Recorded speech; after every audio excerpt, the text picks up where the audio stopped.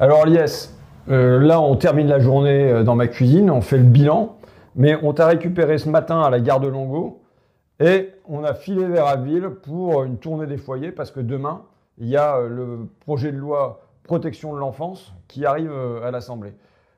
Qui t'a marqué dans la journée? Alors moi j'étais déjà venu dans la Somme il y a quelques années parce qu'il y avait eu un foyer qui avait été lourdement épinglé par plusieurs inspections dans lequel s'étaient déroulés des faits de maltraitance assez inouïs avec des défenestrations d'enfants qui étaient victimes de violences dans cette structure. Et avec les professionnels de l'époque, on s'était beaucoup mobilisés pour dénoncer à la fois ce qui s'y passait, mais surtout pour que les pouvoirs publics agissent.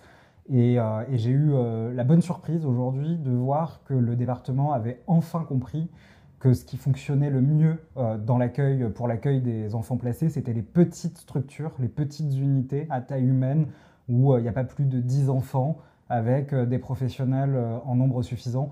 Ça m'a marqué. Alors ce matin, tu as tenu à retourner justement dans ce foyer-là, à Abbeville. C'était la Maison des Petits Français. La Maison des Petits Français, ouais. Voilà.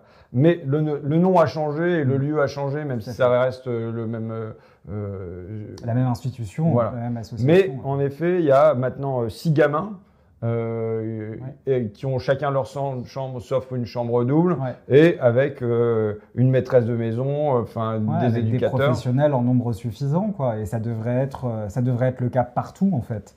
Ce qu'on a vu ce matin en visitant cette structure devrait être la norme. Des petites maisons, des petites unités avec des professionnels en nombre suffisant et traités correctement, surtout. Donc, d'abord, remercier les gens parce que tout à fait.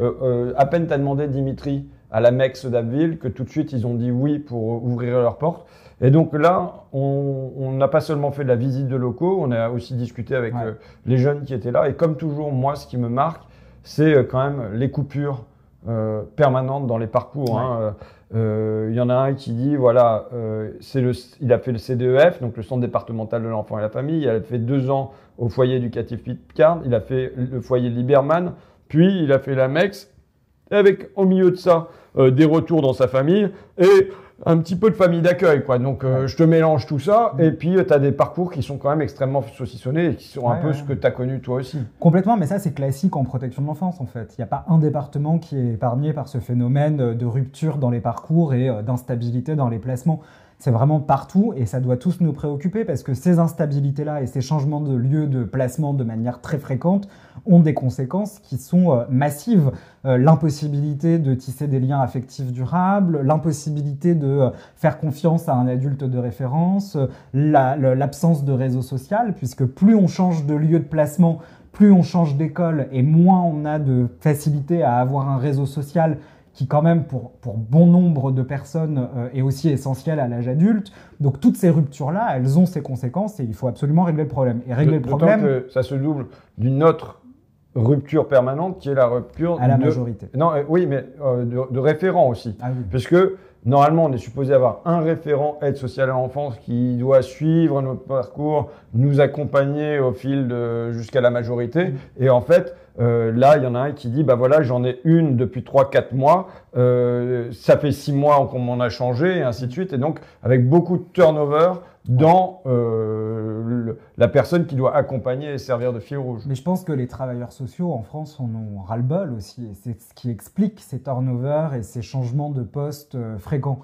À partir du moment où on va continuer de maltraiter les travailleurs sociaux dans les services, à les pressuriser, à leur imposer un travail qui est irréalisable, notamment en leur mettant à leur charge 60-70 gamins, évidemment qu'après, au bout d'un moment, on pète un câble, on change de métier ou on change de département, on va voir s'il y a mieux senior, etc.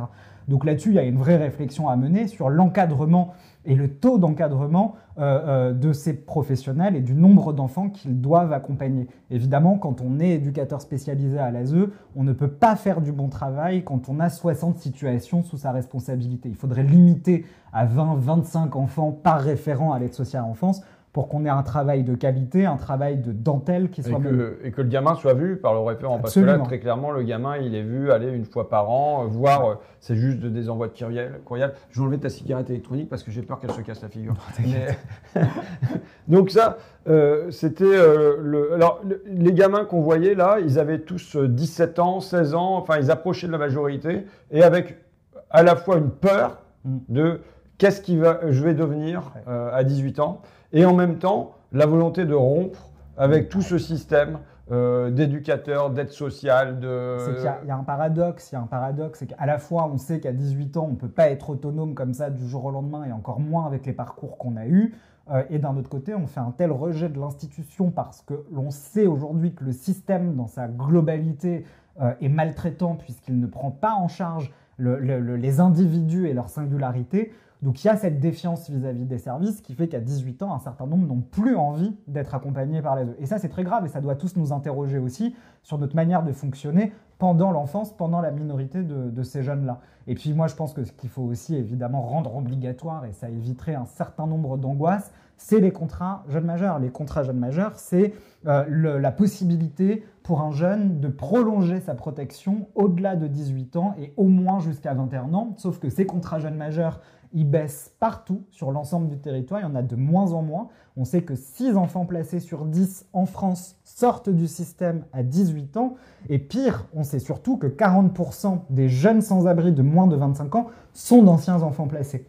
Il y a une fatalité aujourd'hui dans le système de protection de l'enfance. On est condamné à l'âge adulte finalement au pire, c'est-à-dire à la rue. Et ça, c'est une réalité statistique. Avec des grandes variables, puisque dans des départements, on a 10% de contrats jeunes majeurs. Et puis dans d'autres, on en a 70%. Donc 70% qui sont accompagnés jusque après les 18 ans. Je pense qu'il y aurait autre chose à inventer aussi parce que on le dit à 18 ans, ce que j'entends quand même chez les jeunes que j'ai rencontrés, c'est une volonté de couper avec ça. Ouais. Et finalement, après cette pris de mur, c'est rappeler, on a eu un exemple qui nous a été donné, une assistante familiale qui est rappelée et qui dit bon bah voilà, est-ce que je peux revenir et là elle se tourne vers l'aide sociale à l'enfance qui dit bon bah il aimerait bien revoir un contrat jeune majeur, mais à partir du moment où tu as rompu, c'est plus possible de recoller quelque chose. Il n'y a pas de droit à l'erreur. Voilà, et ça c'est quelque chose nous qu'on demande, c'est que si un jeune à 18 ans refuse ou ne souhaite pas tout simplement être protégé encore un peu, au moins le jour où il en a besoin, et notamment s'il se retrouve à la rue, qu'il ait la possibilité de retoquer à la porte du département pour demander de l'aide. Et ça, j'ai envie de dire, c'est la moindre des choses dans le système de protection de l'enfance. Je le dis souvent, le système de protection de l'enfance n'est pas, enfin, la politique de protection de l'enfance n'est pas une politique sociale comme les autres. C'est avant tout et surtout une politique de suppléance parentale. Et je ne sais pas en France quel parent accepterait de jeter à la rue déjà son enfant à 18 ans ou à 19 ou à 20 ans refuserait de nouveau de le réaccueillir chez soi. Personne. Et donc la gamine, là, parce qu'il faut dire que c'est des vies concrètes, ne pouvant pas revenir de manière protégée, là on nous dit qu'elle a eu trois accouchements, 3 fausses couches, que grosso modo elle a l'air de se prostituer dans un hôtel parisien. Et en plus, il y a sa sœur qui a 16 ans, qui s'est fait rattacher à elle comme si elle était une majeure qui pouvait lui apporter secours, quoi. Complètement, non mais je pense qu'à travers cette histoire, on voit bien là l'échec de notre système de protection de l'enfance. Il faut arrêter de simplement se poser la question de la minorité, de savoir comment les enfants sont traités pendant leur enfance. Il faut aussi se poser la question de savoir ce qu'ils deviennent. Et clairement, majoritairement, ce que l'on devient une fois adulte n'est pas très sympathique et n'est pas très joli. Et ça traduit cet échec-là de la protection de l'enfance. Alors, on a eu une discussion avec la directrice de l'aide sociale à l'enfance dans la Somme, que moi j'ai trouvé assez franche. C'est-à-dire que quand on lui dit, bon bah voilà, il y a un truc qui est prévu qui s'appelle le plan pour l'enfant, il n'est pas mis en œuvre dans la Somme, elle dit bon, on en fait un petit peu et tout ça, mais elle reconnaît que c'est pas fait. Quand on lui dit, bah voilà, l'aide sociale à l'enfance, les référents, il y en a pas, ils coulent sous les dossiers, ils sont pas vus par les enfants, elle nie pas, elle dit, vous voyez, bah avec 40 dossiers, qu'est-ce que vous voulez qu'ils fassent? Elle sent bien qu'il qu'il y a quelque chose à résoudre. Quand on lui parle des assistantes familiales, je pense qu'on va y venir un petit peu parce que c'est une rencontre marquante de la journée, et qu'on lui dit voilà, elles se sentent seules, non accompagnées par les référents ASE, elle n'est pas dans la dénégation. Elle cherche des solutions, mais elle n'est pas dans la dénégation. C'est une première partie du problème qui est résolue quand déjà on ne nie pas le problème. Je suis d'accord. Et puis je pense que de toute façon, quand on travaille ne serait-ce qu'une journée en protection de l'enfance, il est évident qu'on ne peut pas se satisfaire du système tel qu'il fonctionne actuellement, puisque ces carences sont flagrantes. Elles sautent aux yeux et tous les jours. Donc oui, elle a fait preuve d'honnêteté et c'est une bonne chose. Moi, ce que je déplore là-dedans, c'est qu'on a des lois qui sont votées depuis des décennies, 2 en date, la loi de 2007 qui oblige ce projet pour l'enfant et la loi de 2016. La loi de 2007, en 2021, n'est toujours pas respectée ni appliquée par les départements. Par faute de moyens, peut-être, parfois par manque de volonté politique, sûrement, mais surtout parce que l'État est le grand absent de cette politique sociale, de cette politique publique. Ce qui a été frappant, c'est le budget. Ouais. Le budget. Le département de la Somme, c'est 80 millions d'euros de budget annuel de fonctionnement pour la protection de l'enfance. Et l'État ne met que 2 millions sur la table. Et ça, c'est malheureusement des chiffres que l'on peut resituer à un niveau national. Et c'est vrai qu'on a un sous-investissement financier de l'État qui a ses conséquences. Plus 30% de placements là en 2 ans et demi, 3 ans, notamment avec une accélération avec le confinement. Et on a 0% d'augmentation du budget de l'État là-dessus. Donc quand bien même le budget du département il augmente de 5%, pour pallier ces difficultés, mais objectivement, en nombre d'euros par enfant, c'est une diminution, quoi. On est d'accord. Avec moi, quand je vis à l'Assemblée, j'ai l'impression de vivre dans un monde, tu vois, on a ouvert une nouvelle dimension, quoi. On est dans les textes de loi, on fait des beaux petits textes de loi, on chipote sur les virgules et tout ça, et on se demande plus est-ce que ça colle au réel? Ouais. Est-ce que derrière, ça suit? Tu vois, donc je vais vivre cette frustration demain, mais avec la force des témoignages recueillis pour venir dire non, vous êtes une bande de bourgeois, en gros, hein, franchement, parce que la réalité, c'est pas que je la vive. Moi, j'ai eu la chance de pas la vivre, j'ai eu la chance d'avoir une famille aimante, mais en revanche, voilà, j'ai fait mon petit travail de reportage et je suis allé voir notamment les assistantes familiales, qui moi me paraissent les grandes oubliées. Oui. Et je le dis non pas seulement en pensant à ces salariés ES, mais je le dis en pensant aux enfants aussi. Parce que j'ai tendance à penser que c'est quand même pas une mauvaise solution que de se retrouver dans une famille plutôt que d'être dans un lieu collectif en général. Ouais. Quand elles décrivent leurs difficultés, c'est surtout qu'il n'y a personne pour les soutenir. Il n'y a personne, ça s'est ressenti toute l'après-midi avec elles. Je veux dire, elles sont livrées à elles-mêmes, elles ont peu de soutien, peu de dialogue avec les professionnels de l'ASE. Quand elles ont des difficultés avec un enfant et qu'elles demandent de rompre l'accueil parce que ça devient insupportable pour eux comme pour leur famille, eh bien, il y a des délais phénoménaux pour trouver des solutions. Je veux décrire cette situation dans sa chair parce que faut voir que c'est vivre dans sa maison avec ça. C'est un gamin qui tape des crises tout le temps, qui tape les autres enfants, qui tape les parents, qu'il faut contenir, qui se tape et se déchire lui-même, et ça quasiment jour et nuit. Ouais. Et avec des appels au secours de l'assistante familiale qui veut garder le gamin, mais qui à un moment est en train de mener sa famille, parce qu'elle a ses propres enfants, qui est en train de mener son mari à l'usure. Et donc, ça craque. Et là, il y a personne côté département pour venir en soutien, pour soit permettre de respirer un petit peu, pour chercher des solutions, pour offrir des formations. Enfin, là, sa demande, c'était de ne plus garder qu'un seul enfant. Elle aurait gardé celui qui était le plus en difficulté, quoi. Mais zéro accompagnement, quoi. C'est ça. Je pense qu'on a délaissé l'accueil familial. C'est pas pour rien qu'on a une pénurie de familles d'accueil en France, qu'on a de plus en plus de mal à les recruter. C'est que de moins en moins de gens ont envie de faire ce métier-là.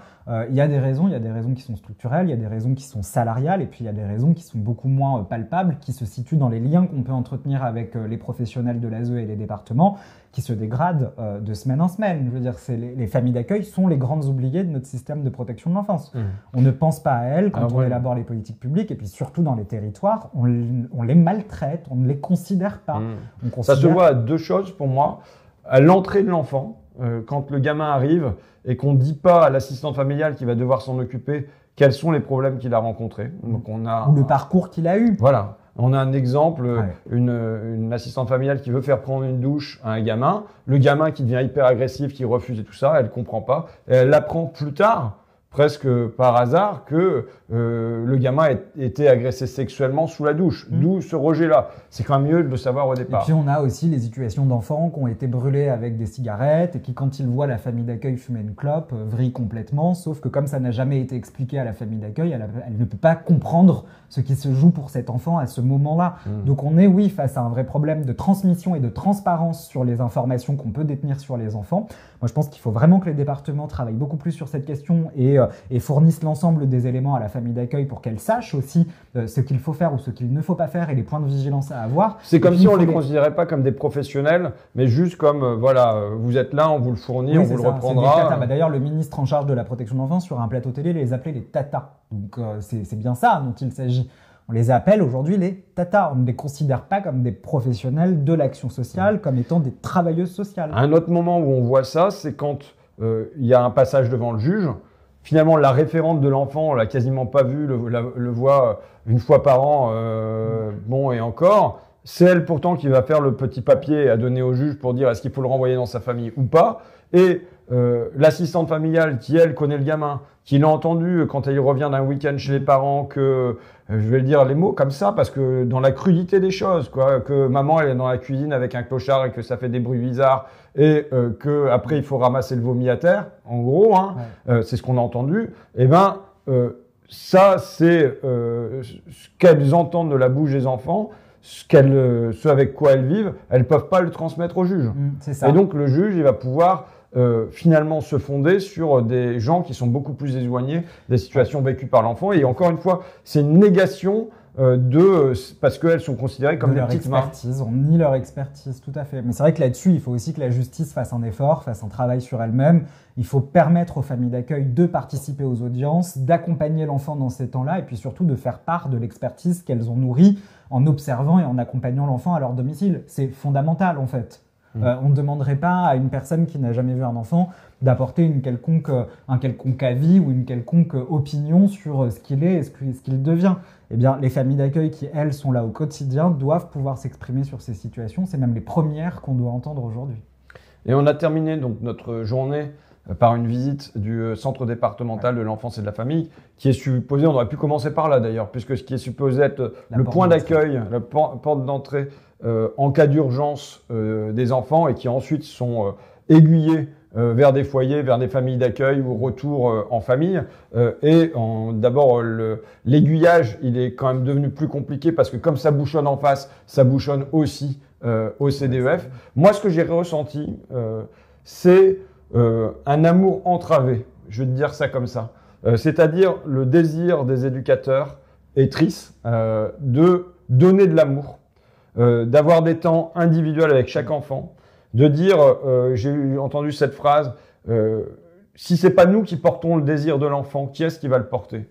C'est pas les parents, ils sont pas là. Donc on doit être la tendresse, on doit être l'affection, on doit être l'amour, mais comment vous faites à 15 gamins, 2 éducateurs, un éducateur qui doit parfois partir à l'accueil, la gestion de la bouffe, de tout ça. Comment vous êtes pas seulement dans les besoins sont remplis, mais un besoin qui est peut-être supérieur, qui est le besoin d'affection. Est-ce que là, il est pleinement rempli? Et je vois des éducateurs qui veulent apporter ça et qui peinent à le donner, quoi. Complètement. Non, mais je pense que ça, de toute façon, la question des foyers d'accueil d'urgence, des foyers départementaux, c'est le même problème partout. C'est-à-dire qu'on a de plus en plus d'enfants sans forcément avoir une augmentation significative du nombre de professionnels à leur côté. Et ça vient générer ce type de situation où finalement on n'a plus le temps. On n'a plus le temps, on est tout le temps débordé, on ne peut plus faire d'individuel, etc.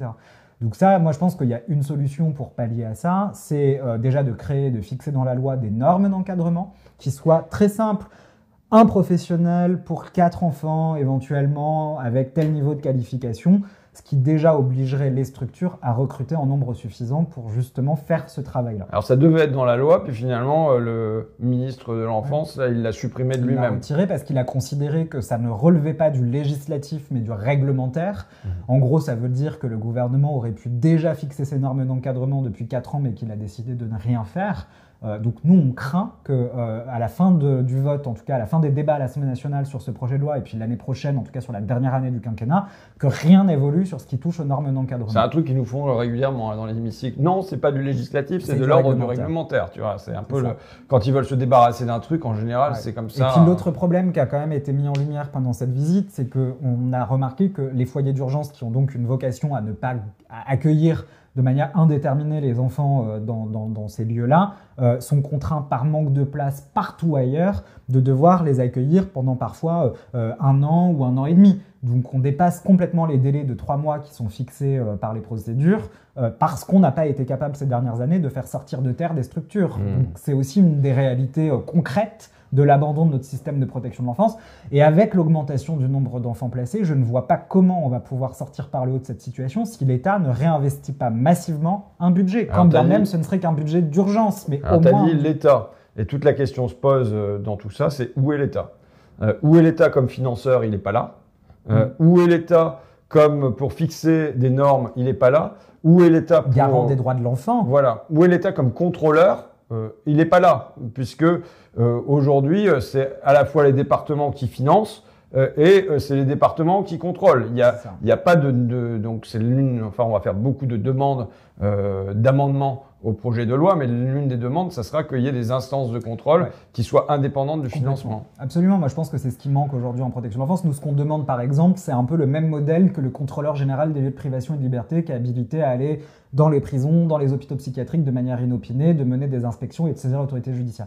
On voudrait, nous, en France, un contrôleur général des lieux de placement. Voilà. C'est très simple, c'est pas compliqué à mettre en place, on a déjà toutes les bases légales. Il faut embaucher certes des fonctionnaires, donc il y a un corps d'inspection à créer, mais c'est vraiment pas compliqué, je veux dire. Enfin, c'est une loi à faire voter, quoi. Donc on peut y aller. D'accord. Bon, bah écoute, on va se battre sur tout ça demain et après-demain. Et sur les hôtels, on n'en a pas parlé, mais la Somme, a priori, n'accueille pas d'enfants dans les hôtels, contrairement à tous les autres départements en France, qui, eux, ne cessent d'avoir recours à ce type de placement qui conduit à des drames. Pour une fois que la Somme a... C'est ça. Mais du coup, voilà, c'est vrai que cette question des placements hôteliers qui génèrent des situations dramatiques, en tout cas, tu seras amené dans les 3 prochains jours à te prononcer dessus et à demander leur interdiction formelle, ce que le gouvernement refuse de faire. Très bien. En tout cas, moi, Lies, je te remercie pour ton travail, pas seulement pour la visite d'aujourd'hui, mais déjà, quand j'ai déposé ma proposition de loi sur le RSA pour les 18-25 ans, et y compris donc, voire spécifiquement pour les sortants de l'aide sociale à l'enfance, toi et les membres de l'association Repère, vous avez été précieux parce que vous éclairez. Vous avez des données juridiques, vous avez des données chiffrées, vous avez en plus du vécu. Et donc, voilà. Et donc là, c'est la même chose. Et on peut pas se saisir d'un dossier comme celui-là si jamais il n'y a pas des éclaireurs. Ouais, donc voilà, je te remercie de faire ce travail-là. Et y compris, je révèle des petits trucs comme ça. Mais pendant les débats, on a des boucles WhatsApp ou des choses comme ça. Et on s'échange les argumentaires et tu nous abreuves d'argumentaire. La dernière fois, j'étais très en colère. Donc, je disais, ça allait plus vite que moi, quoi. Pour contrer les faux semblants du gouvernement, quoi. Et ils sont nombreux, ouais. Ok, bah écoute, je te remercie d'être passé dans ma cuisine, en plus d'être passé dans le département. Merci à toi, François.